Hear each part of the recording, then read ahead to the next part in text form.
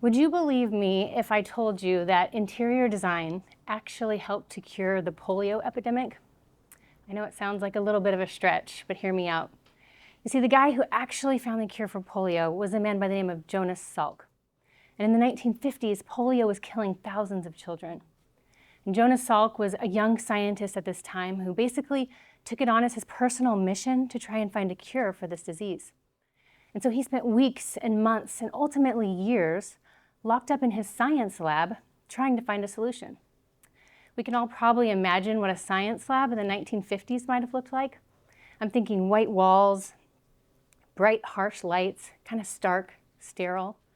Nothing particularly interesting about this space. I'm sure it probably was a very effective lab, though. I would imagine it had all the right tools and equipment that he needed for the job. However, it lacked one very important thing: inspiration. And so Jonas was feeling very burnt out, and he decided that he needed to take a sabbatical. And he wanted to go to Italy to visit a monastery. And so he arrived to the Basilica of St. Francis of Assisi. The architecture there was stunning. And as he walked inside, almost immediately the ceilings rose up to reveal these expansive windows that allowed tons of natural light to come pouring into this space. The design in there was complex. There were elaborate arches and vaulted ceilings that sort of weaved together like an interesting spider web. And the floors were lined with this bold patterned tile that sort of guided you through the space while making a statement at the same time. And the walls and the ceilings were covered every inch with elaborate fresco paintings that were colorful and vibrant. It was a masterpiece. Sitting in this place of incredible design, Jonas Salk's imagination was able to reach into places that his mind had never before wandered.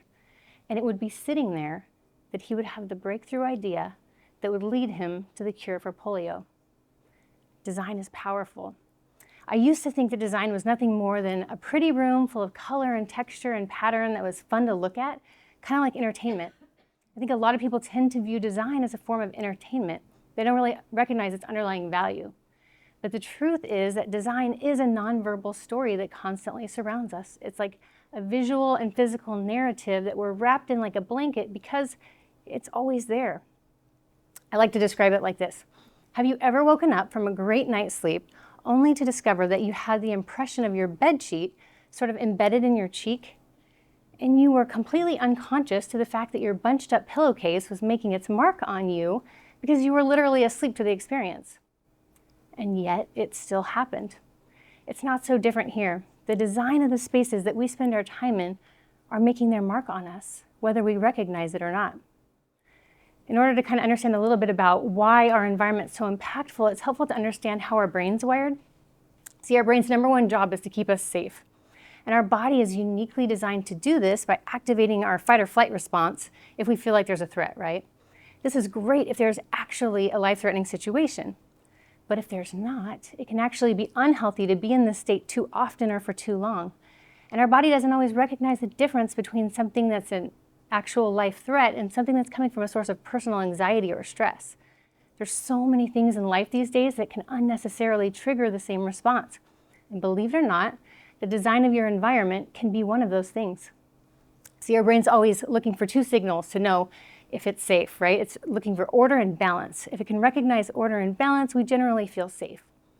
Well, if the design of our space lacks order and balance, we end up feeling subconsciously stressed. Our brain is actually having to work too hard to understand this lack of visual organization, and we end up in unnecessary fight or flight mode. And on the flip side, a well-designed space can do the very opposite. Good design will give our brain a bit of that peace that it craves because the design will feel organized. It recognizes order and balance, and it can rest and save energy for actual threats and actual stress. So you might be wondering, who gets to decide what is good design and what is not? Like, is there some kind of rubric for that? The answer is yes, there kind of is a rubric for that. Nature has created the rubric. Nature has set the standard for our subconscious expectation of what a well-designed space looks like. Nature has given us the perfect blueprint for good design. It's full of every visual thing that our brain craves for peace as well as inspiration. And it would almost seem as though because nature is so aesthetically pleasing, we're now sort of genetically predisposed to find joy in beautiful surroundings. Designers are actually guided by two main things. We call them the elements and the principles of design. And these are kind of like the rules of design. And these rules all come from nature. They actually use the way that people naturally organize visual information in their head to create spaces that feel aesthetically pleasing. And because these elements and principles are so perfectly displayed in nature, our human mind actually craves for visual things to be organized in a similar way. And when they are, we deem them aesthetically pleasing. A long time ago, our ancestors were so fortunate. They spent their whole day outside, right? Living and working in nature, surrounded by this perfect design of nature all day. And we are no longer that fortunate. I think they say that the average American spends 90% of their time indoors. So now, rather than being impacted by the perfect design of nature all day, we are instead being impacted by man-made walls and man-made ceilings and man-made floors. And so the design of these spaces where we now spend 90% of our time have become really important because they are making their mark on us. HGTV has done a really good job of highlighting the beauty of home design. And that's so important because home design is great. But there's 3 other aspects of life that are heavily influenced by design and often overlooked. And I want to highlight those for you. That would be learning, working, and healing. So the first one, learning spaces. Did you know that our environment actually changes the way that we process information? There was a study done that showed that classrooms, learning spaces that had good complex design, high ceilings, and natural light allowed students to learn 25% better. That's 2.5 letter grades. It makes a lot of sense because without good design, our senses are not engaged and we actually lack intellectual stimulation. The second one I want to highlight for you is workspaces. So similar to learning, there was a study done on work environments that showed that workspaces that had good complex design and natural light had employees that were 25% more productive, and the employee satisfaction rate increased as well. So can you imagine being a CEO or a manager or boss, being able to get 25% more productivity out of your employees and have them be happier about doing it? Lastly, I want to highlight for you is healing spaces.